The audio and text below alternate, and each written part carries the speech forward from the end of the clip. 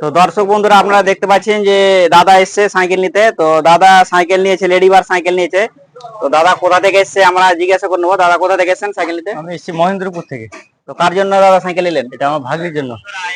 তো দাদা ভাগ্নির জন্য সাইকেল নিলে, আর দাদা কিন্তু কি করে বললেন যে এখানে দোকান আছে? এই দাদা তো আমি ফেসবুক থেকে দেখেছি অফার। তো দাদা আমার এই ফেসবুক পেজে আমার এই অ্যাডটা দেখেছিল অফারের, যে 4,500 টাকাতে আমি লেডিবার সাইকেল দিচ্ছি কমপ্লিট, একবারে বেল তালা স্ট্যান্ড সব কমপ্লিট, এগুলো এগুলো ফ্রিতে দিছি আমি।